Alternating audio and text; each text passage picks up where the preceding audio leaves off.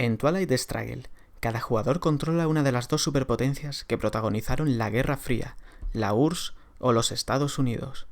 El objetivo de cada jugador es conseguir puntos de victoria extendiendo la influencia de su superpotencia por todo el mundo, imponiendo su sistema y convirtiéndose así en el líder del nuevo orden mundial. El tablero de juego representa un mapa mundi en el que los continentes de Europa, Asia, Oriente Medio, Centroamérica, Sudamérica y África son escenarios en disputa. A su vez, Europa y Asia contienen sus regiones. En Asia se sitúa la subregión del sudeste asiático. Por su parte, Europa está dividida en las subregiones de Europa Oriental y Europa Occidental.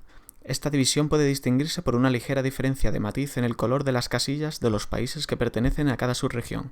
Las subregiones influyen en el juego, acotando los efectos de determinadas cartas que solo son de aplicación sobre una subregión en concreto, en lugar de sobre el continente completo, como sería lo habitual. Las casillas situadas en el interior de un continente representan cada uno de sus países más importantes. Una casilla de país dispone de dos espacios para que ambos jugadores introduzcan marcadores de influencia en él de manera simultánea. Los países que representan su nombre sobre fondo morado y un número sobre fondo rojo, como Italia, son llamados países conflictivos. Los países que presentan su nombre y un número sobre fondo claro, como Austria, son llamados países no conflictivos. Los países conflictivos son los más importantes del juego, ayudan a conseguir puntos de victoria y los jugadores deben intentar mantener bajo su control la mayor cantidad posible de ellos. Los países no conflictivos también son necesarios para puntuar, pero su papel es menos determinante que el de los países conflictivos. El número que aparece junto al nombre de un país se denomina índice de estabilidad, representa la fortaleza del país a ataques externos. Cuanto más alto es el índice de estabilidad, más difícil será que cambie de bando o que caiga ante una agresión enemiga. Por ejemplo, un país estable y capitalista tradicionalmente como Reino Unido posee un índice de estabilidad de 5, lo que le convierte en un país inexpugnable. En cambio, países más inestables políticamente como Italia o Grecia cuentan con un índice de estabilidad más frágil de solo 2 puntos. Los marcadores de influencia de cada jugador se utilizan para indicar la cantidad de poder que cada potencia mantiene dentro de un país. Los marcadores cuentan con dos caras. Por una de ellas, el color de fondo es del mismo color que la superpotencia. Esta cara se utiliza para indicar que el jugador tiene el control del país en el que está situado su marcador. Por la otra cara, los marcadores tienen el fondo de color blanco. En este caso indican que el jugador propietario del marcador no controla el país en el que está situado dicho marcador.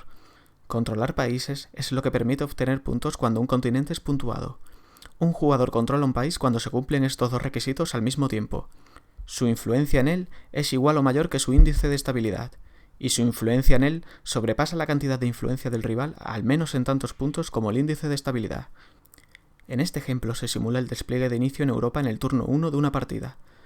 El jugador americano controla Reino Unido, Alemania Occidental e Italia, porque tienen esos países al menos tanta influencia como sus respectivos índices de estabilidad, 5, 4 y 2. Como el jugador de la URSS no tiene influencia en Reino Unido, Alemania Occidental e Italia, no es necesario comprobar que el segundo criterio para obtener el control de un país se cumple. Por su parte, el jugador soviético controla Polonia y Alemania Oriental por el mismo motivo.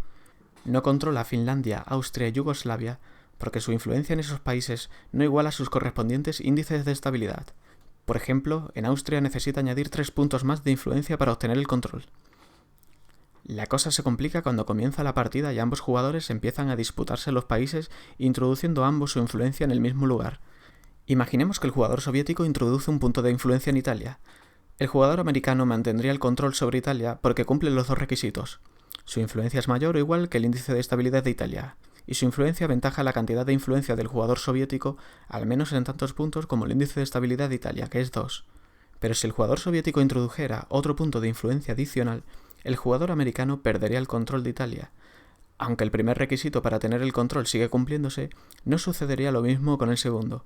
Los 3 puntos del americano menos los 2 del soviético hacen una diferencia de 1, una cifra que es inferior al índice de estabilidad de Italia. Así pues, el marcador de influencia americano se gira para indicar que ha perdido el control sobre Italia. Ningún jugador controla ahora el país.